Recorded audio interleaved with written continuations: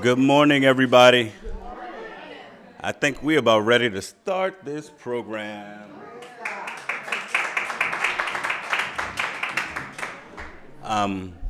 Unfortunately, the weather didn't cooperate with us earlier, but we do what we do and we make it work. So I appreciate everyone for being here today. My name is Charles Wiley. I'm currently the council member over in our neighboring town of North Brentwood. So I want to thank you for being a part of another leg of our bridging of the two communities. So without further ado, I want to introduce our, always got his hands full. Want to introduce Council Member Marcus Monroe from the town of Brentwood for our welcome.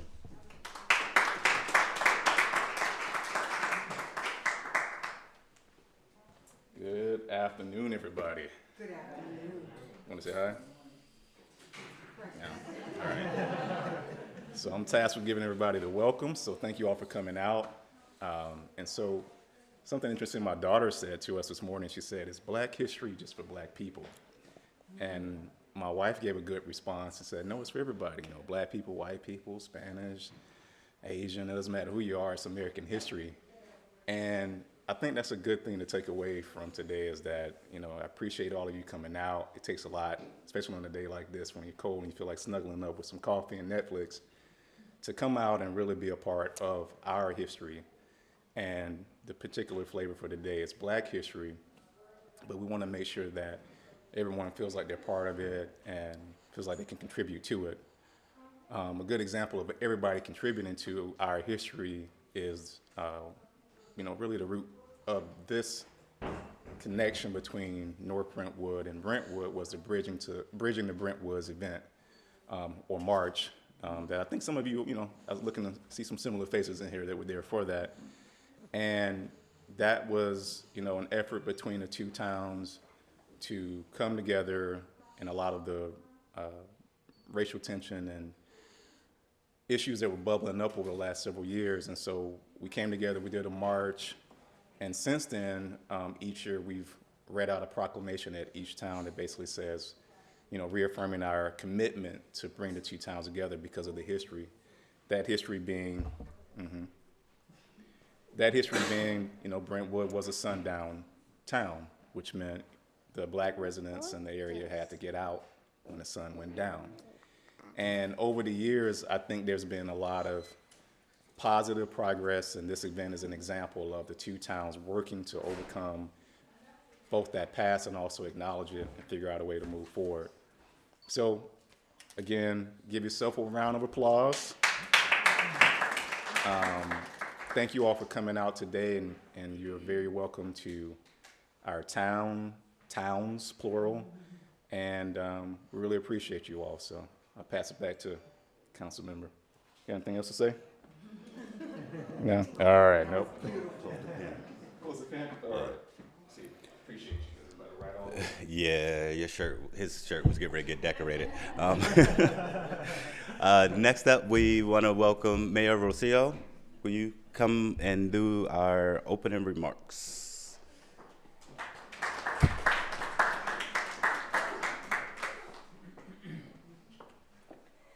Thank you, Councilmember Charles.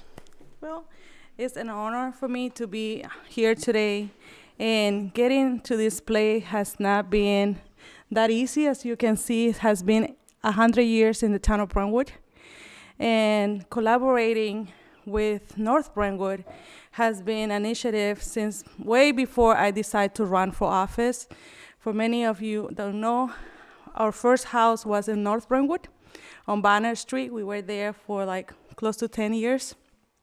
And I learned, and that's how I learned about North Brentwood and the historic piece of the first Black neighborhood.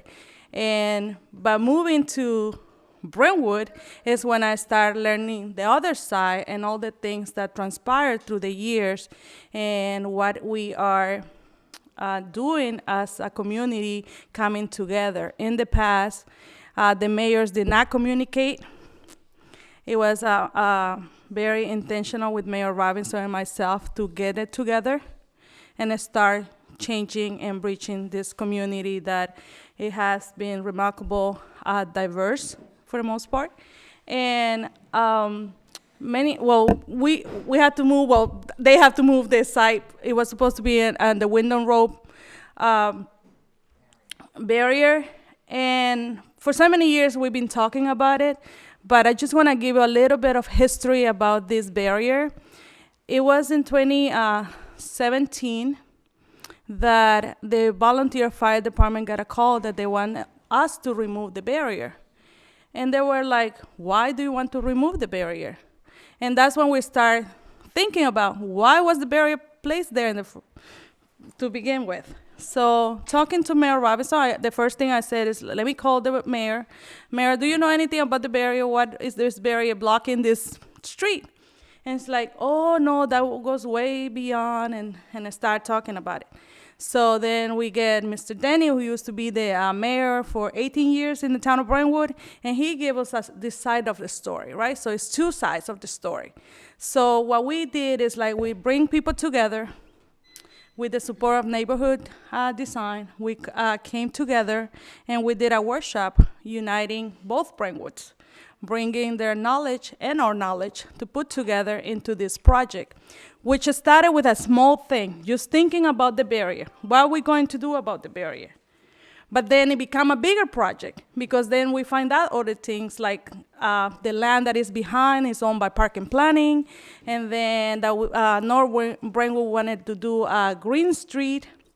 A storm water management needs to be done in that area. So it became a bigger project, and that has been the process. That's why it's been delayed. Then pandemic happened, everything has to put on hold and start again. So that's the story. But according to what the historian says, like the barrier, we don't know exact date, 1957 was placed there. North Brentwood was a sundown town.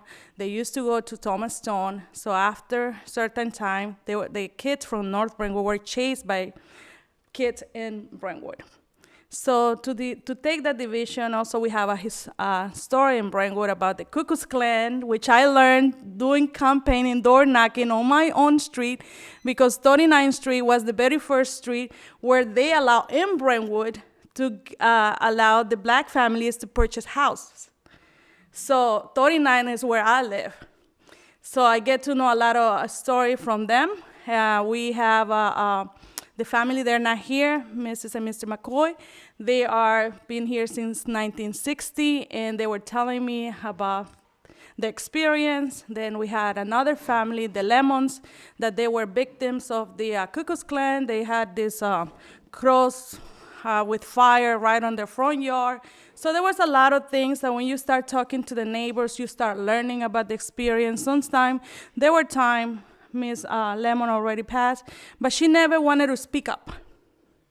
She never wanted to say the story. The reason why she has to send her son when he was 16 years old away from home just to keep him away from trouble. Now he's a reverend, which I still have contact with him.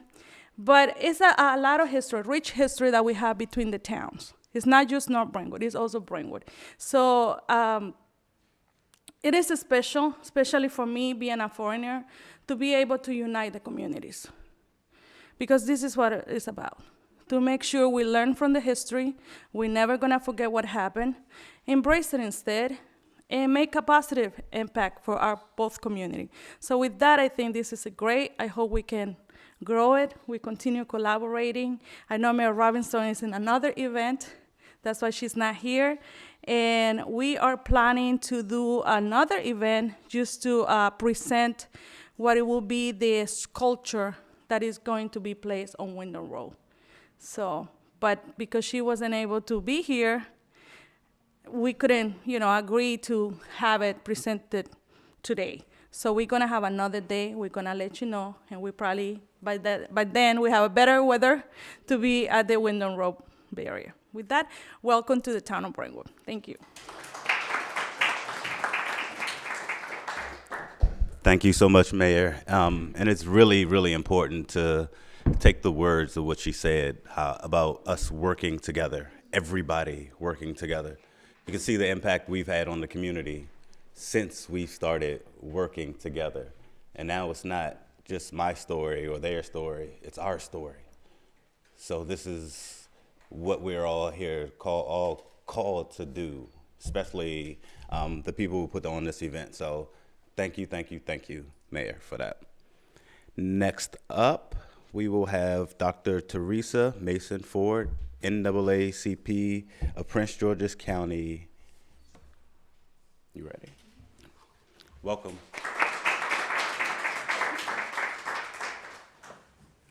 Good morning, everyone.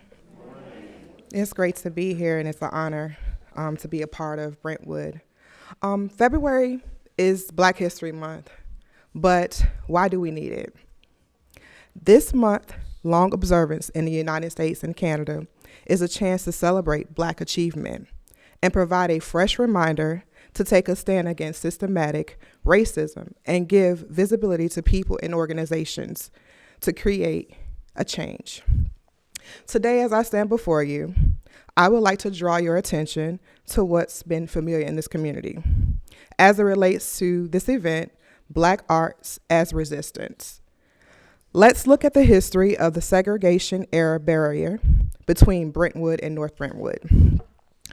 As many in this town know, the metal barrier was built as a resistance to restrict the Black community in North Brentwood to be struck by the absence of social class differences between homes on both sides of the barriers. It was used to allow white residents, including children, to throw things and use racial slurs at Black residents who became too close to the dividing line. Now that I've given you a fresh reminder of this Black history within your community, we know that it has been a great resistance for this barrier to come down since 1957. Upon my research, I was glad to see that both communities decided that it was time for this barrier to come down like the walls of Jericho.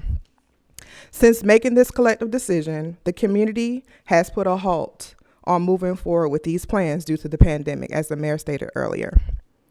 As the first vice president of Prince George's County NAACP, we stand with you and we ask, how can we help push the resistance to help create and rewrite the history for Brentwood communities?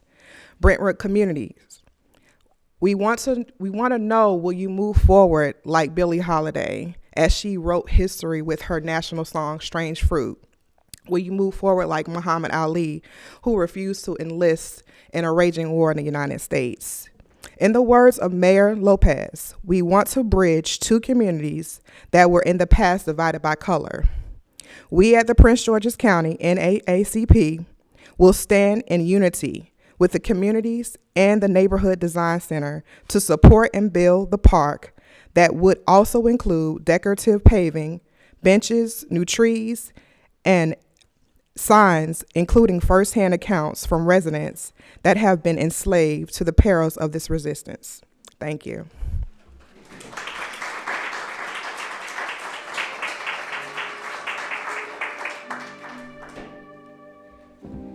We really didn't plan this, but I apologize. Vice President of the Prince George's County chapter of the NAACP. Thank you. And we definitely will be reaching out to you because this is our life's work too. So thank you.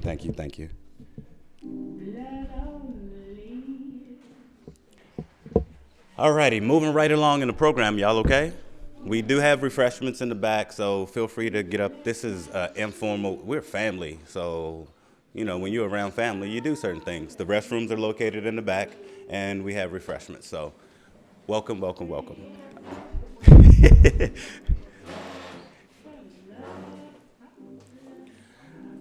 All right, so next up in our program, we have Pat Thornton from the Gateway CDC to share a few words.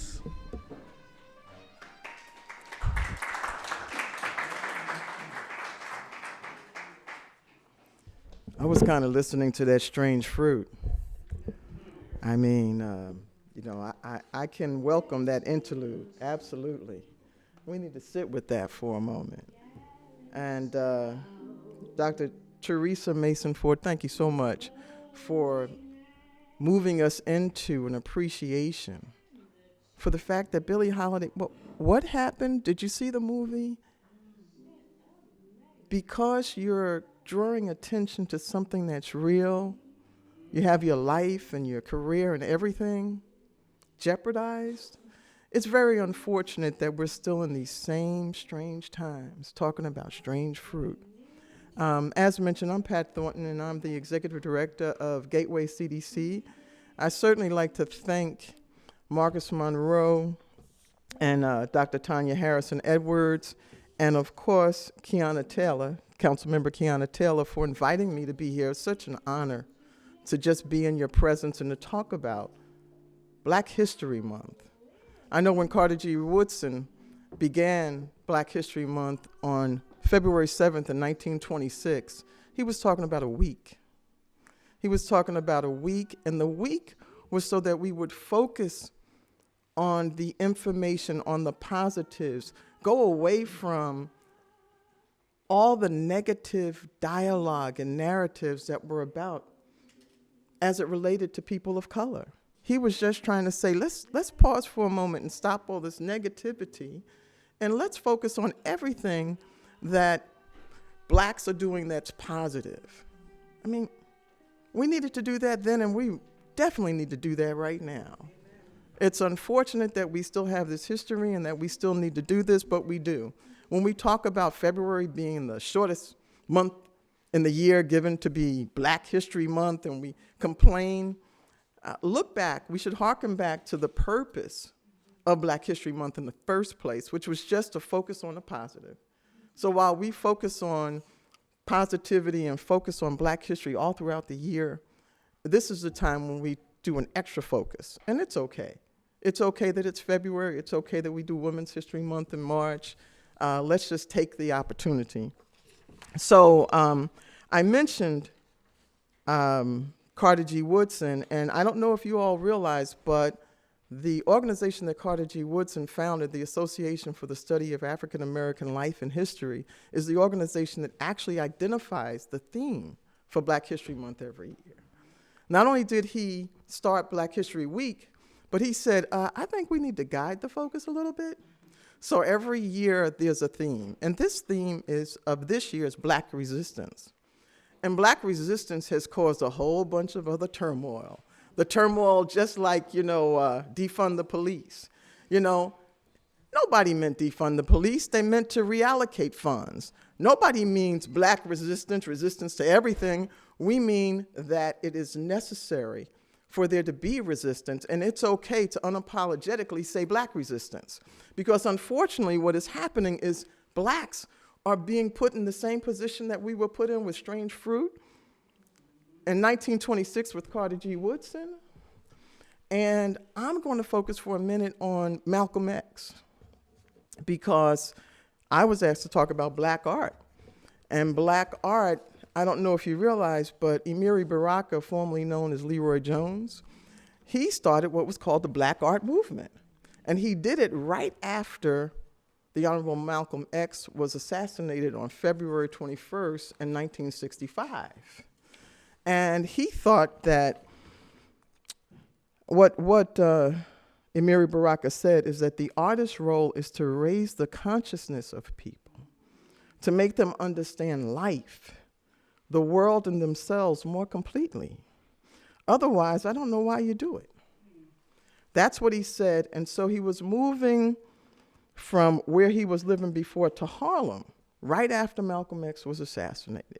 And he thought that I'll start this Black art movement. He intended to create a movement that would produce more politically engaged art that would awaken Black consciousness and help secure Black liberation.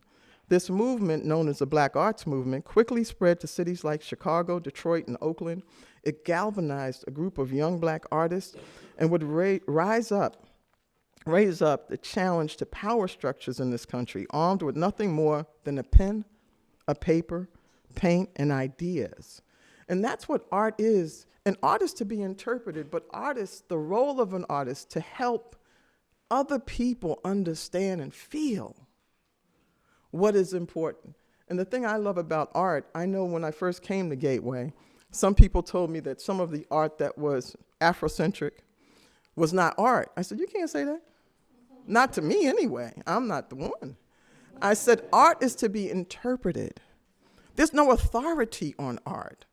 Art is made from the love and from the heart of who makes it, and to be interpreted in many different ways, and that's why art is what it is. But I think it's really interesting that this Black art movement was started in response to what happened to Malcolm X in 1965.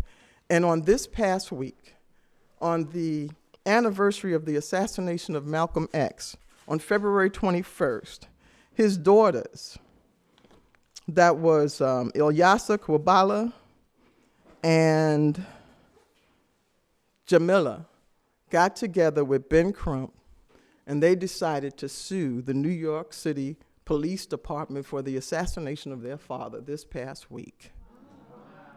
That's what happened. Yes. The suit was announced at the Malcolm X and Dr. Betty Shabazz Memorial Education Center, where he was assassinated. All right? And Ben Crump did it, and accompanied by his co-counsel, Ray Hamlin. So I think we come full circle on that. Because unfortunately, Reggie Wood, who was an undercover detective, actually said at his deathbed that two of the people who were imprisoned for the assassination of Malcolm X really didn't do it. And he's really sorry on his deathbed that he'd make that acknowledgement. And so it took art imitating life to bring this out, because in a Netflix special, all of this came out, and then years later we free the folks, and then they have $36 million worth of damages. So, you know, it's important for us to understand and to use our art as we can. And so, you know I only had a few minutes, so I'm gonna go right through and tell you a little something else. But I thought it was important to talk about where the whole Black art movement, one of the periods in time when the Black art movement came about, what it was meant to do, and to say that it's very unfortunate that we're still living in this time. You know, after the assassination of George Floyd, the lynching of George Floyd, I should say, there was a whole bunch of desire. The banks really do have money, y'all. Y'all need to go get it, okay? $66 billion allocated for Afrocentric or African-centered or some sort of program. And what happens during these times is we get the money, we waste the money, and people talk about us not having programs. Another track, I'm sorry. So right now, we're at a time where history's repeating itself. And if we don't do something different, we'll be in the same place. So I hope we understand. People always like to talk about Martin Luther King's speech, because, you know, in his I Have a Dream speech, he said, I have a dream that my 4 children will one day live in a nation where they will not be judged by the color of their skin, but by the content of their character. I have a dream today. I'm going to end with the words of Malcolm X, because I have a dream, that particular statement came from a Malcolm X statement. Because in January, before Malcolm was assassinated in February of 1965, he had an interview. And in the interview, he ended the interview, he made the same statement. And I always cite this on my radio show, but I had to look it up so that I could say it exactly the way it was said when Malcolm said it. Because Malcolm was saying that I believe that there will ultimately be a clash between the oppressed and those who do the oppressing. I believe there will be a clash between those who want freedom, justice, and equality for everyone, and those who want to continue the system of exploitation. I believe that there will be that kind of clash, but I do not think that it will be based on the color of one's skin, as Elijah Muhammad had taught it. Doesn't that sound kind of similar to what Martin said? Basically, I believe that we are living in the time that Malcolm projected of the clash of the oppressed and those who do the oppressing. We're living in a time between when those who want freedom and justice and equality are in opposition to those who do not. We're living in a time where Martin's dream must come true. The Honorable Reverend Dr. Martin Luther King's dream must come true, that we have to come to a time when all of us get together to address these clashes. I think, as evidenced by those who are sitting here, we are all together and we are ready to take on this challenge. I thank you and leave you with those words.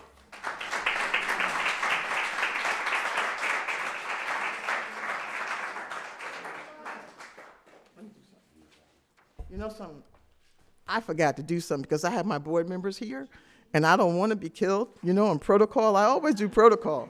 Protocol had been observed, and the Mayor, Rocio Tremino Lopez, I appreciate being in your home, in your house. And to the council members who are here, I already thanked the council members that invited me, but the Gateway council members, we have Evan Dame and we have Marcus Monroe, and they're on the Gateway board, so I can't leave without acknowledging mine. I thank y'all, and I'm glad that all of y'all are getting together.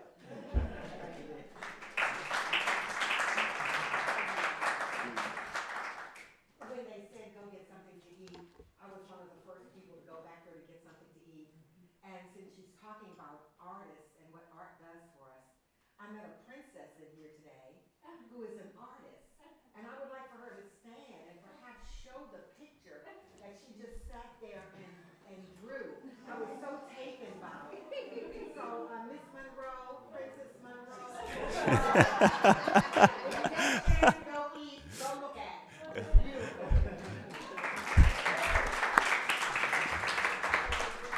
I told y'all we family, right? And that's what family does. I want to thank you, Ms. Thornton. I learned so much just now. So much. You're right, history is coming back. And if we haven't paid attention to what's been going on, and we continue to do the same things, we'll continue to be in the position that we're in right now. I know I work with kids, and I know a lot of our black and brown kids don't have hope. So thank you for that history lesson. Next up, ready to keep the, hold on one second. All right, stretch your legs. We're gonna take a 5-minute break just to kind of shake it up real quick. Get some food. This technically was the point where we were going to move from the barrier to here. So we're gonna take a small break right now. Everybody, move around, say hi. Water and hydrate. Go see the picture and get some water and hydrate.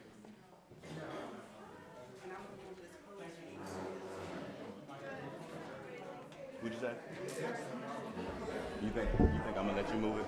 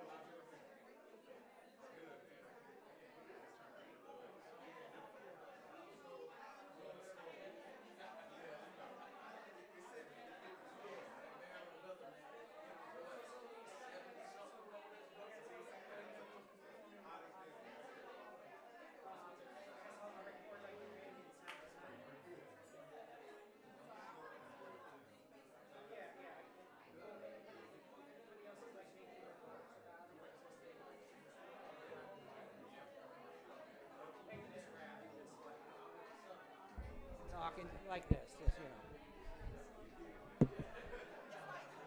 It's like 10 girls. I'm sure they're loud enough to project.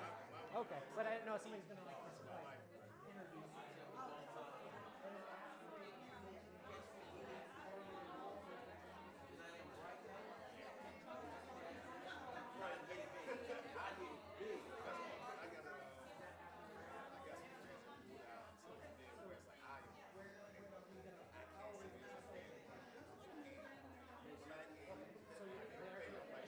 So you're gonna take this and I'm saying for the door. I mean, like, I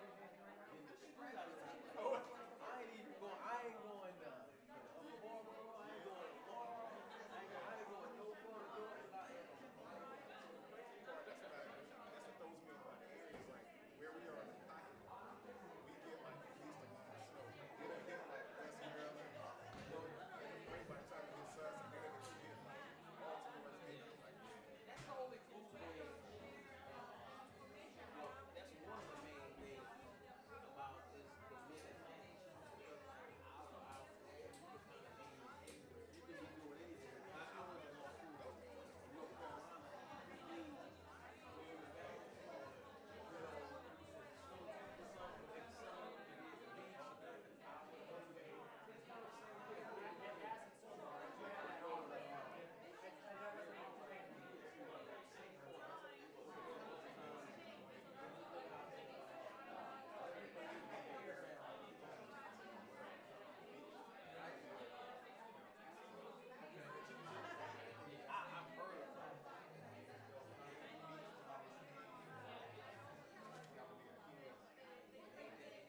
we went down to Outer Banks. It's cool. It's cool. It's it's different from everything. You know, it's where we got a house. We just went by ourselves, which was fine because we were the right way to do it is to get a couple other families. Where else kind of hang and catch up with each other.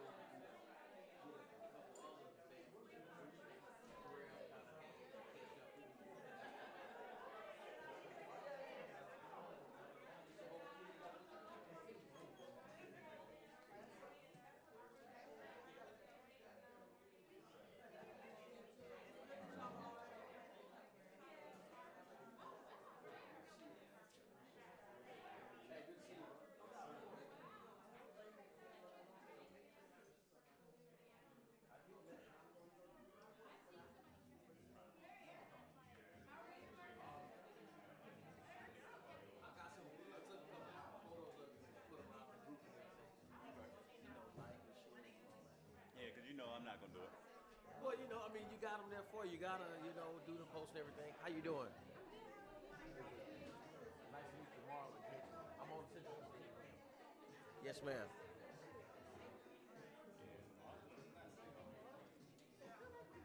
Yeah, we went a bit in passing. Yeah. I can't believe it's snow. Well, I guess it makes sense for this time of year, but just the fact that, you know, a couple days ago. You was out without something. Oh, you had shoes on. Okay, all right. You let me know when you ready to.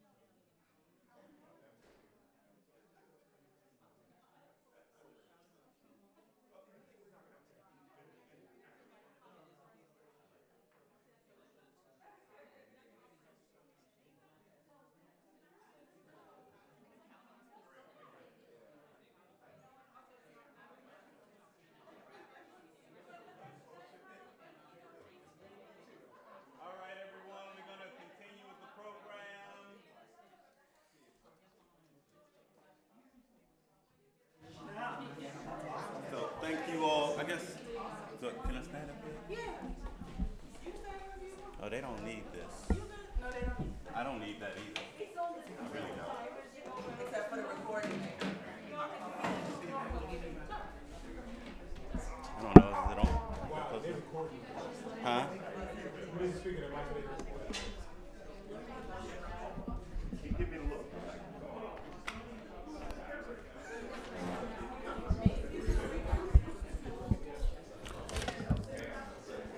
All right, let's see if I can get this right. All right, everybody, we're going to continue on our program. Thank you so much for, again, thank you for being here. Thank you for joining us. We got a special, special treat. And I only know that because I sort of look in their eyes when they walked in. And they're prepared.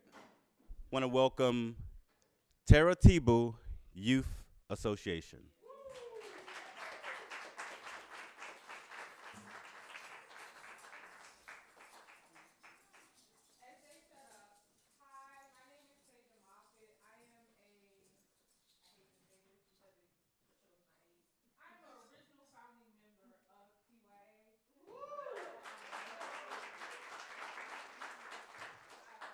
I'm now on the staff, and also we are creating an adult group, and I'm one of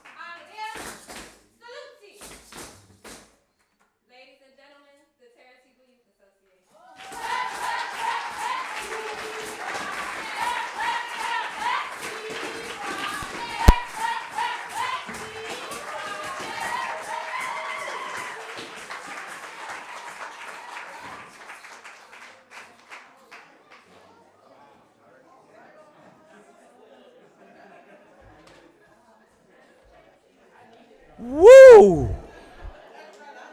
Listen, I'm supposed to MC, and you ever seen something so beautiful that all you could do is cry?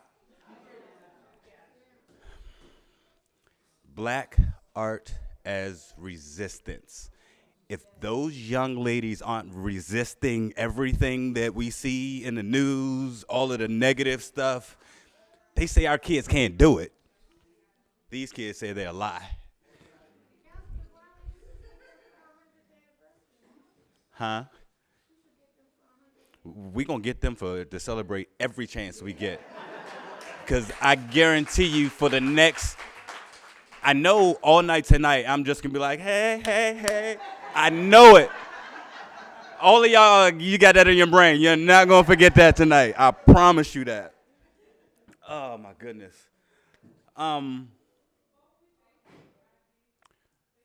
The reason, well, one of the reasons why we're here today is because we had an incident at the barrier. There was a spray paint. Somebody spray painted nigger at the barrier. A couple of times, maybe 3 or 4 times. And as counsel from both towns, being black, we took that personal. I know I did. I've come a long way, and I worked damn hard to get to where I am. And nobody can minimize that. So we wanted to address it. We're not hiding anymore. We're not going to be quiet anymore. We're going to speak to those people who thought it was okay to be disrespectful. Black art is resistance. And art comes in a lot of different forms. Next up, we have a poet coming up, Miss Erin Wiley. I won't get into much, but that's my wife. But she's gonna give us an original piece today, and it's called One Word.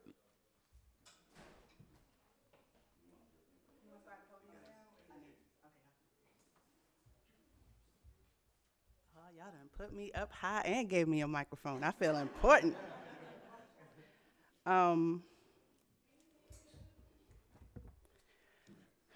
To kind of set this up, and Councilman Wiley already set it up a little bit. I appreciate so much of, first of all, what we just saw. I don't even want to go after those young people. I want to keep over. I want to sit in my seat and clap and stomp too. But so much of what they did, and also what Ms. Thornton talked about art being a way to raise consciousness. And to me, I think of art as, I think all art is spiritual. Not necessarily religious, but spiritual. I think art comes from the creative spark within us that we inherited from that which created us, whatever name you call it by. And so I always say when I have pieces, I don't write pieces. I'll allow pieces to be written through me. I consider myself a vessel, and I have an opportunity to let things come through me that people need to hear. So I think of, a lot of times I think of art, I think of it as an acronym. I think of art as a spiritually authorized response to triggers, or authorized response to trauma, whatever T you want to use. And so when I saw the incident that Charles just described, I had a human reaction immediately. And then when I sat with it for a while, what came through was what I considered to be my authorized response. So this is one word.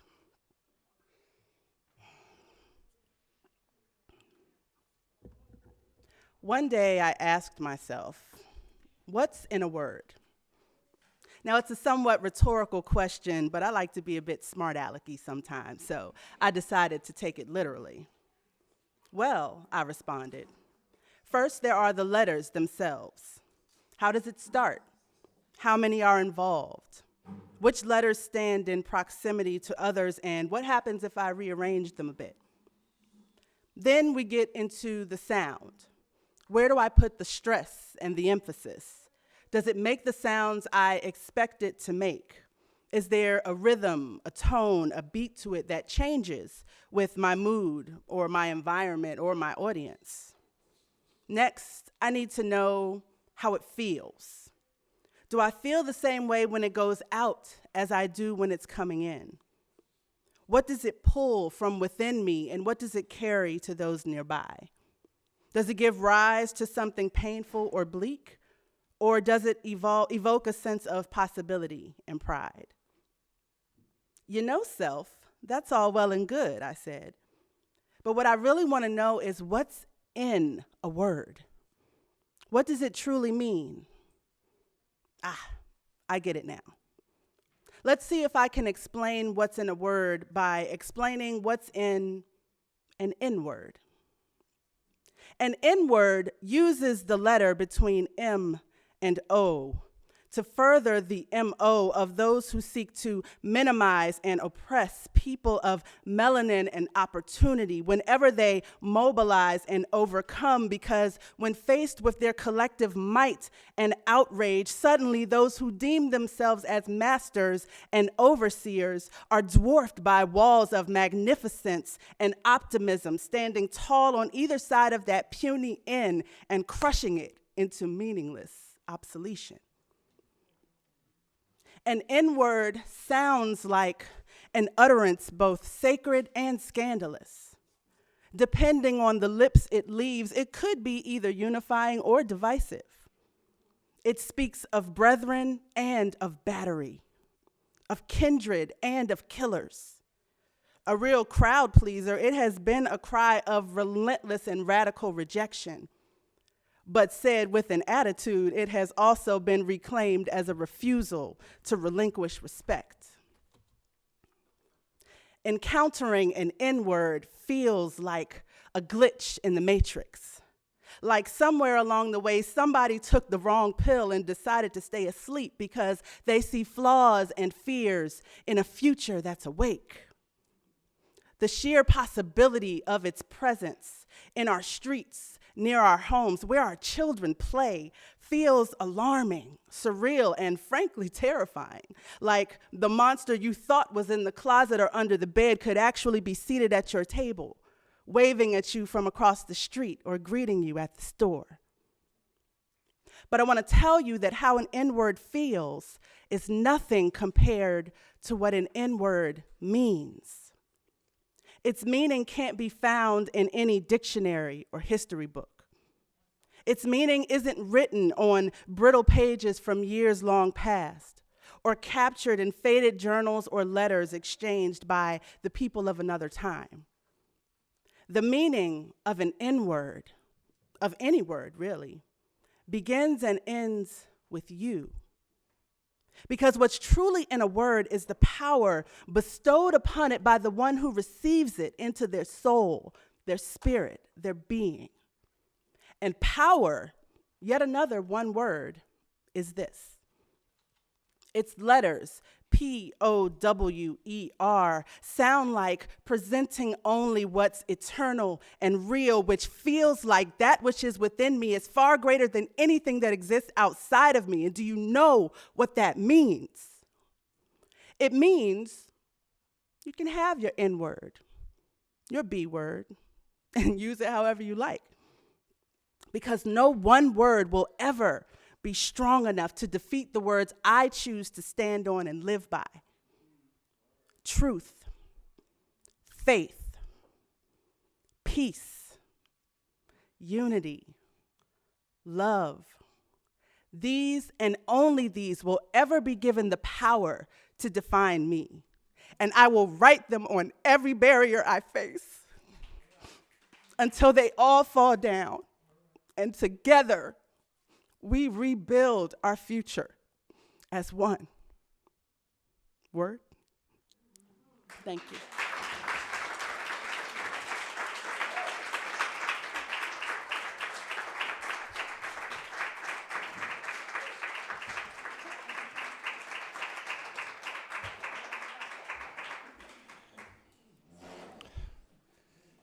Black art as resistance.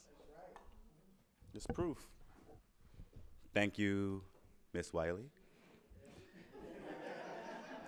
I never call her that. That's so weird. Thank you, thank you, thank you. So next up, we will have a musical selection by Council Member Kiana Taylor.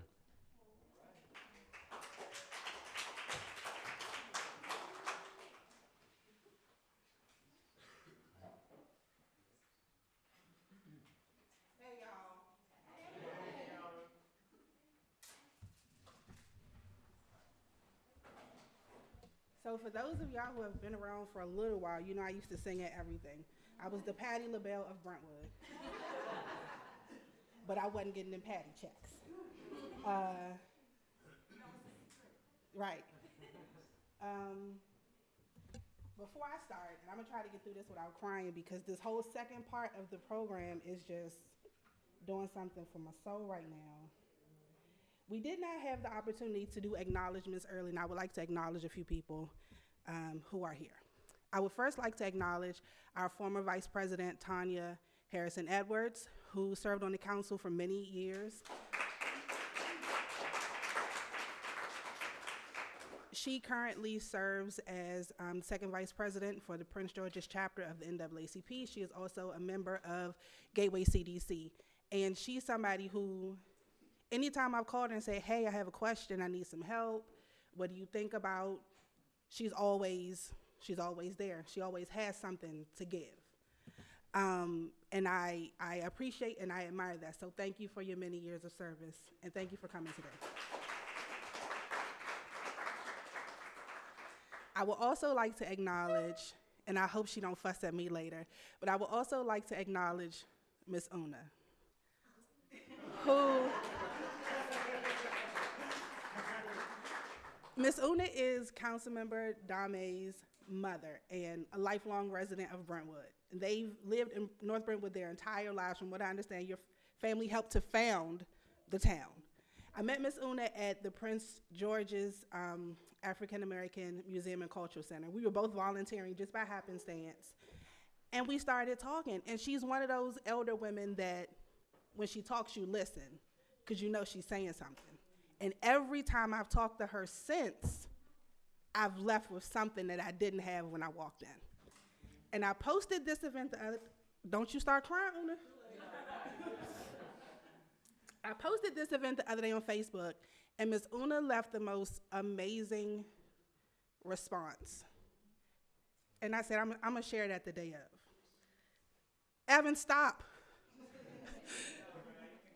And this is what Ms. Una said. As we come to the end of February, but not our history, I'm looking forward to this event. Black history is American history for all the world to know and share. We must continue this history so maybe we can all learn something from the darkest times in American history. I think as a Black person in America, we can feel so broken, at least I do at times. So thank you for sharing the story about the barrier. White residents at that time intended for a barrier, and we made it a shortcut during the Civil Rights Movement during the integration of schools. We used it as a shortcut on our journey to both Thomas Stone Elementary and Mount Rainier Junior High School because the Black children were forced to integrate the schools in Prince George's County, and North Brentwood children were some of the first children to integrate into the white schools in Prince George's County. As a child, we had to accept both the good and the bad during this time in history as little children. And you know why it takes both the sun and the rain for a flower to grow. As both Black and white children, we made America blossom, but we still have a long way to go to bloom.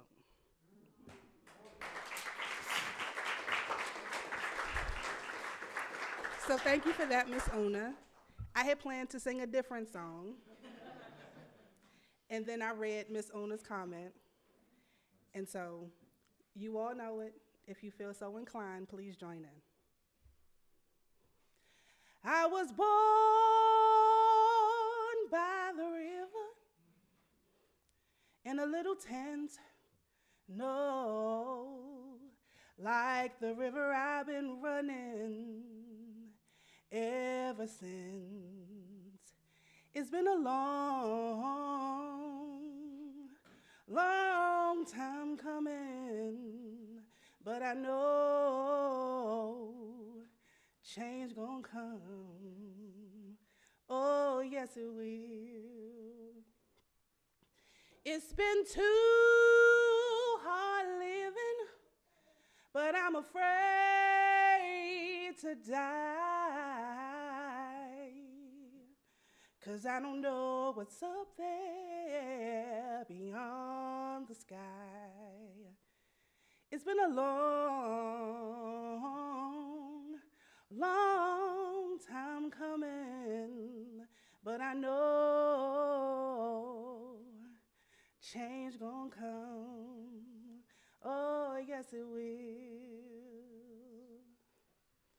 So I go to my brother,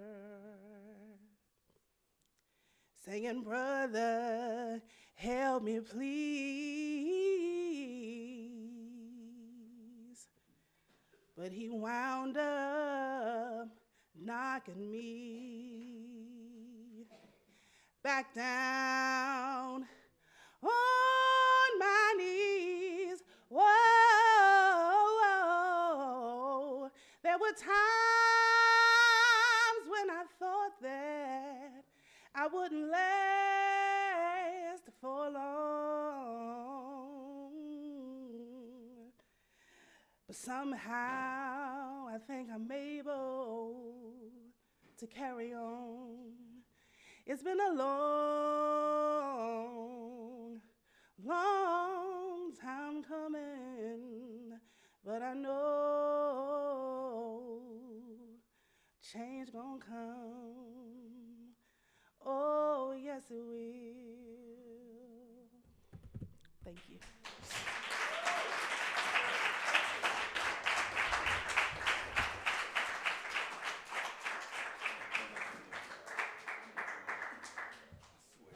I'm not doing this no more with y'all. Y'all done had me crying the whole.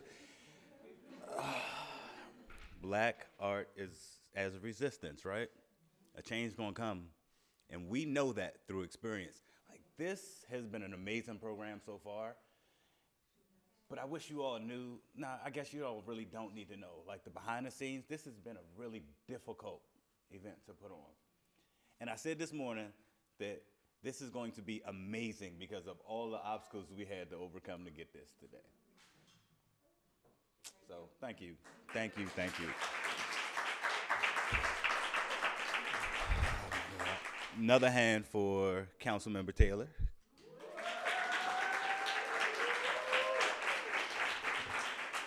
So your nickname will always be the Patti LaBelle of Brentwood. Thank you for that. All right, moving right along. Are you all ready? We have a presentation from Artworks Now. Welcome, welcome, welcome, Artworks Now.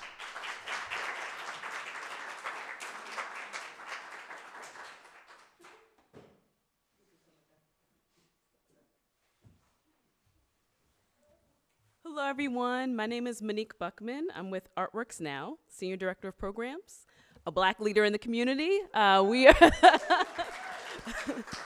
We're based in Hyattsville, Maryland, so right down the street, right next to Pizzeria Paradiso. And we're here to basically bring you another relief that's really involving your creativity and imagination. It's very important that we realize that we are creative people and we do have energy to essentially make things and make it beautiful, make it ugly, whatever you want to call it. We are, as individuals, the people who are able to express that.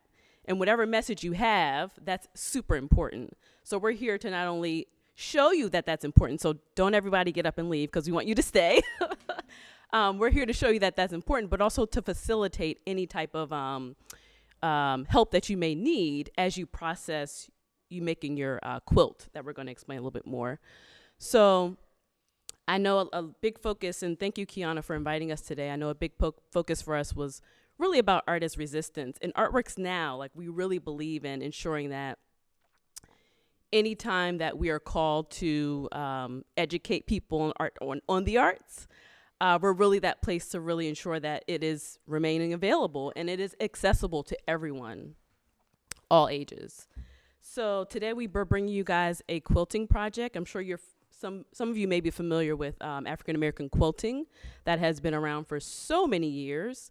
I personally have a grandmother who's been used to quilt. She's no longer with us, but she used to quilt, and that's like a piece of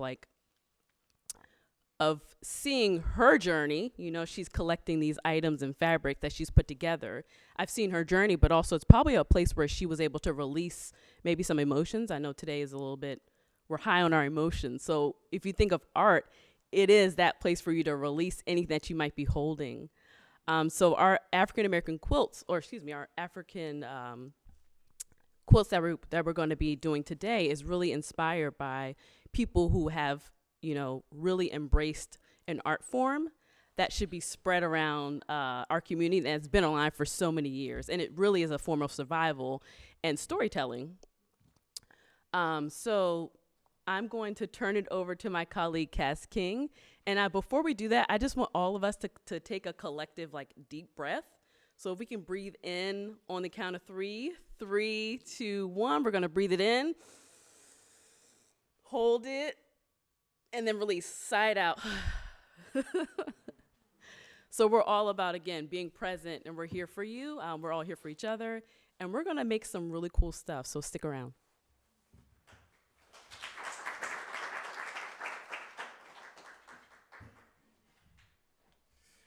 Hello, my name is Kaz King. I am the program manager at Artworks Now. I get down and dirty with the kids. We pretty much leave Artworks a big mess, but it's because we want them to explore through materials, through guidance, and through creating themselves and the world outside and inside. All right, our mission statement is create the world you imagine. All right, I like to think that I do that every day I wake up and go do art. I hope to bring that to you guys today as well as we get into the art activity.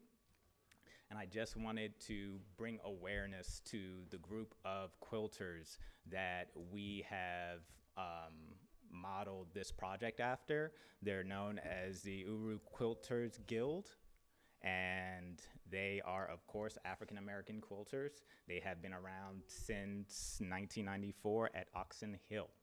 All right, so you guys have a chance to go online and research them and really look at their art. They've done amazing stuff.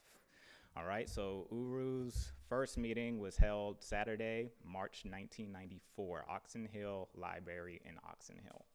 All right, so you guys have a chance to either, well, I know, what's the organization that's putting on their?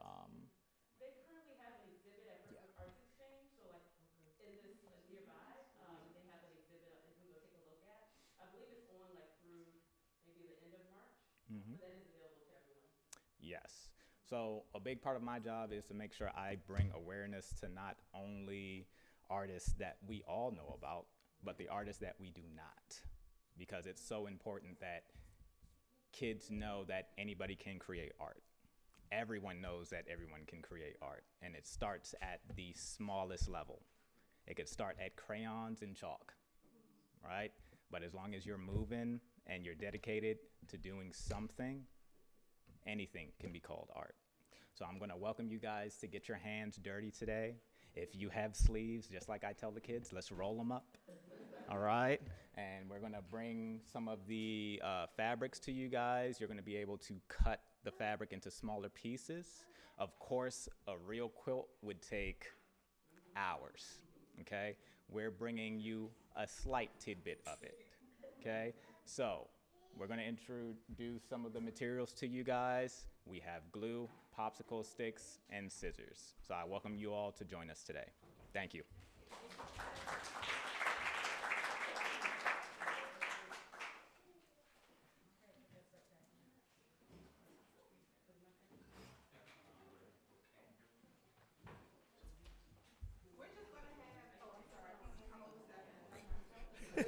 So while they pass out their, really quick, while they pass out the materials, want to call Evan, Councilmember Dame up for the final remarks for our program. And to remind folks, there's also a program going on in North Brentwood. Hold on one second, everyone. Hello. Really quick, We just want to, I want to ask Councilman Evan Dame to come on up to give the closing remarks and also remind everyone that there is another event going on in North Brentwood at the North Brentwood Recreation. Please, when you leave here, you go over there. I think there is less until like 3 or something, but that one's, that event in North Brentwood is sponsored by, what is it, council member? Juanica Fisher. So, thank y'all. Come on up.